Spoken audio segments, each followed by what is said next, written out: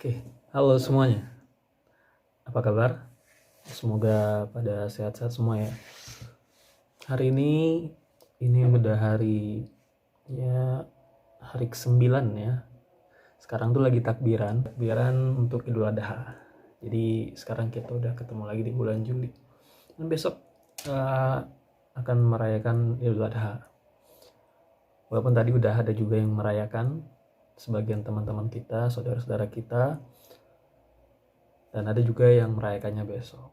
Nah, kita akan ketemu lagi nih teman-teman di What is Sociology? The Case.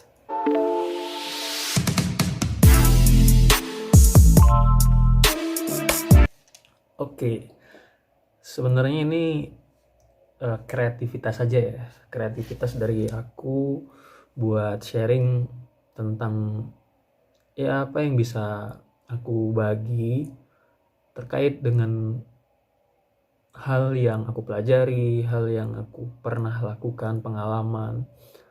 Dan semoga di sini ada yang mampu untuk ngambil baiknya, mampu untuk belajar juga, ataupun ada yang bisa menjadikan obrolan ini sebagai suatu rujukan mungkin, ya nggak tahu ya, silakan aja. Dan ini ruang yang bebas karena kita ada di media sosial dengan hal-hal yang baik yang kita isi gitu. Nah, di bagian sosiologi, what is sociology in case atau the case ini, sebenarnya aku pengen ngasih variasi bahwa kita belajar sosiologi itu ada beberapa hal ya yang harus kita tahu gitu untuk bisa menyeluruh belajarnya. Kalau yang kemarin kan itu lebih kepada pengenalan, dan pengenalannya itu sifatnya konseptual. Ya, konseptual. Nah, kalau sekarang ini sebenarnya masih konseptual juga, tapi cara pandangnya adalah cara pandang yang praktis gitu ya, yang melihatnya pada prakteknya tuh seperti apa. Nah, lalu yang ketiga benar-benar terjun ke praktisnya, sosiologi praktisnya gitu ya. Nah, itu nanti hal-hal metodologi, hal-hal yang masuk kepada pengalaman, jam terbang, itu akan mempengaruhi. Ya, misal orang terjun ke lapangan, terjun ke masyarakat, main ke desa, main ke daerah kumuh, main ke kota, main kemanapun tempat yang mungkin tempatnya itu belum pernah kita temui, belum pernah kita main ke sana, tapi kita harus ke sana untuk mengetahui suatu hal. Kan untuk hal satu yang baru pasti susah. Tapi kalau bagi orang-orang sosiologi yang sering main ke lapangan, terjun bersama di masyarakat, pasti dia mengalami yang namanya jam terbang itu. Jadi benar-benar diasah jam terbangnya. Kalau misal kayak dokter, ya untuk mengasah kemampuannya dia harus sering-sering ketemu pasien, tahu bagaimana kondisi pasien, ada yang di bagian operasi, ada yang di bagian apa segala macam, untuk mengasah kan.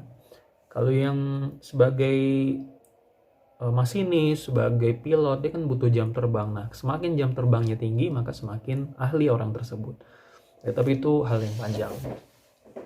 Nah, di bagian ini, aku pengen share bahwa cara kita untuk tahu tentang sosiologi atau apa itu sosiologi itu bisa dari satu kasus-kasus gitu. Dari hal-hal yang deket sama kita, yang sebenarnya itu tentang masyarakat, tapi kok masyarakat tuh bisa kayak gini gitu. Nah, kenapa masyarakat seperti itu? Pasti ada cara pandang yang bisa kita lihat. Misalnya di sini aku kasih contoh langsung aja ya. Kasih contoh bagaimana cara pandang sosiologi ketika melihat fenomena masyarakat yang ke pasar dan juga masyarakat yang ke mall. Ya, setidaknya kita bicara hal yang umum aja dulu nih, yang orang-orang kira-kira ngeh lah obrolannya. Antara pasar tradisional dengan pasar modern ya, atau ya disebut dengan pasar biasa atau dengan mall. Sekilas kalau kita ngelihat, jelas di situ ada hal yang kontras ya. Jelas kontrasnya kontras banget malah. Dari segi layout, dari segi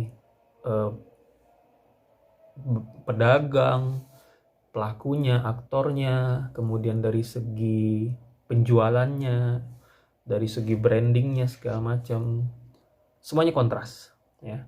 Yang mana kita tahu bahwa kalau anggapan orang, kalau pengen beli suatu kebutuhan dan kita bisa untuk melakukan tawar-menawar yang asik, tawar-menawar yang enak, maka pilihannya jatuh pada pasar tradisional. Tapi kalau orang yang ingin memperoleh hiburan, menghabiskan waktu dengan kolega, keluarga, sahabat, ataupun sendirian saja, tanpa kita harus pusing-pusing untuk tawar-menawar, karena kita sudah tahu katanya barang itu ya terjamin harganya. Maka datanglah kita ke mall. Entah itu untuk kita jual beli, ataupun untuk kita tadi hiburan tadi. Karena di mall tuh banyak sekali fasilitas-fasilitas yang menunjang untuk hiburan juga.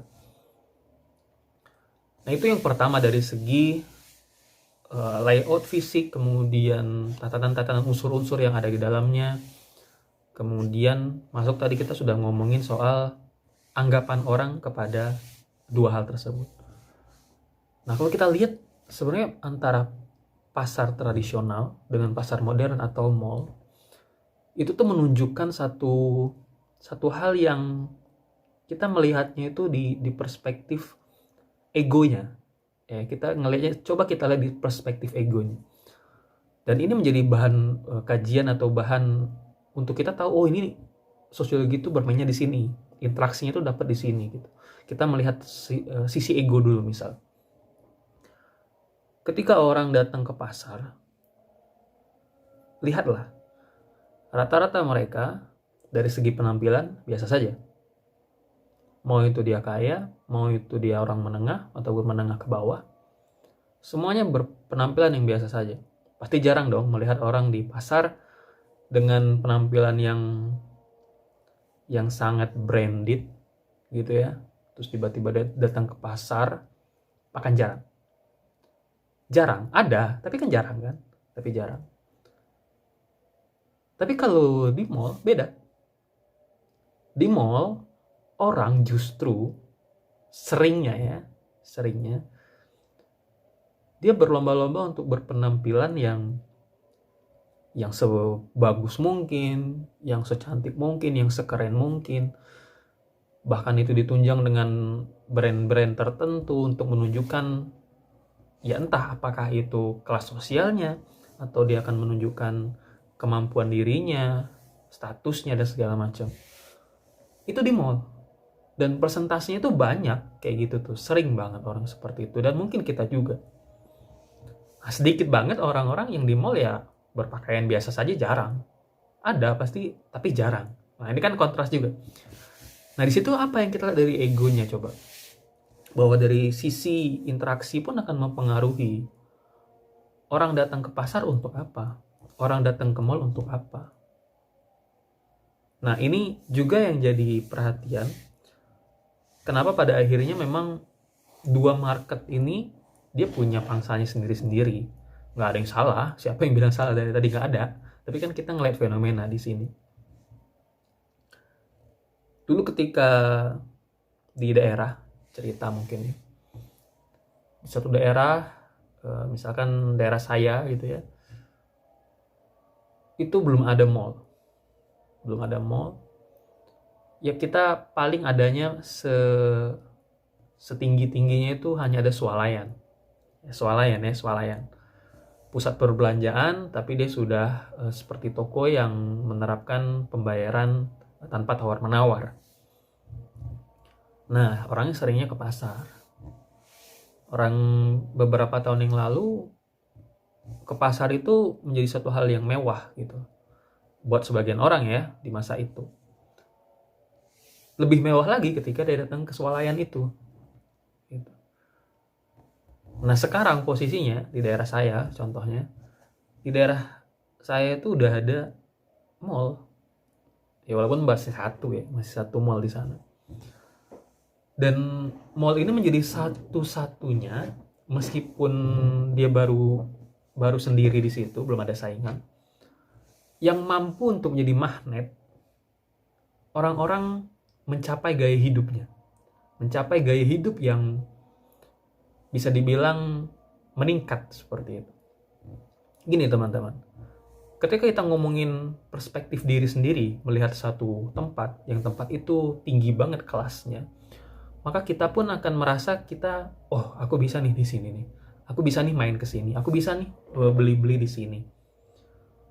Nah, semakin itu ada, maka kebiasaan dia untuk turun ke hal yang dulu dianggap dia itu nggak keren ke sana, nggak keren ke pasar, akan berkurang. Ya buat sebagian orang akan seperti itu, meskipun sebagian yang lain tidak jadi masalah. Lalu apa yang menjadi soal di sini? Yang di soal kita lihat fenomenanya, bahwa ketika semakin kita bertaruh pada gaya hidup yang tinggi, maka spend segala hal yang kita keluarkan itu semakin tinggi juga, mau nggak mau. Ya enggak? Ya dong kan. Misal, ada orang merantau ke Jakarta atau ke kota-kota besar lah, dia dari desa. Di desa dia udah terbiasa dengan kebiasaan jual belinya di pasar. Dan dengan itu semua dia merasa mudah gitu. Dia merasa mudah, barangnya segar, bagus, kemudian dia bisa tawar-menawar dengan harga yang segitu. Lalu masuklah dia ke kota besar, yang dimana kalau dia mau ke pasar, mungkin bisa. Tapi dengan segala pergaulan yang sudah dia bangun sekarang, kemudian dengan segala kerjaannya atau apapun yang dia punya sekarang, kayak ngerasa, ngapain ke pasar gitu. Ya kan sekarang udah ke mall. Meskipun awal-awalnya dia ke mall itu ya cuma ngeliat-ngeliat doang. Dia pas dia datang pertama kali ke kota itu ya, lihat-lihat doang. Oh di sini, oh ini gini segala macam. Selanjutnya pas dia datang ke mall itu, dia udah berani buat spend segala hal yang dia punya untuk ada di mall itu, untuk menikmati segala hiburan yang ada di mall itu. Nah, gaya hidupnya akan berbeda kan, akan semakin menjadi tinggi kan untuk dia ada di sana. Nah, ini menimbulkan suatu stimulus yang entah sengaja atau nggak sengaja kita tuh buat sendiri gitu loh. Kita tuh buat sendiri. Makalah muncul istilah yang namanya culture shock gitu ya, atau kekagetan secara budaya. Ini versinya banyak, bisa banyak translate atau terjemahannya. Tapi salah satu bentuk culture shock tentang kita yang terbiasa dengan hal-hal yang biasa saja, lalu meningkatlah taraf hidup kita menjadi hal yang lebih tinggi. Ada culture shock. Ketika tidak mampu memenuhi itu, maka kita merasa aneh, merasa kita bukan suatu bagian dari komunitas tersebut, satu bagian dari masyarakat tersebut. Padahal ya enggak juga sebenarnya. Nah itu silahkan teman-teman bayangkan salah satu contoh yang bisa kita imagine, kita bayangkan. Oh ternyata seperti ini, oh ternyata seperti itu. Catatannya apa? Catatannya nggak masalah, itu adalah pilihan hidup orang masing-masing. Dan komunitas pun akan menjalankan cara itu dengan proses yang mereka lalui juga, dengan rule yang sudah ada juga. Ya permainan yang ada di pasar tradisional akan berbeda dengan permainan yang ada di mall, jelas berbeda.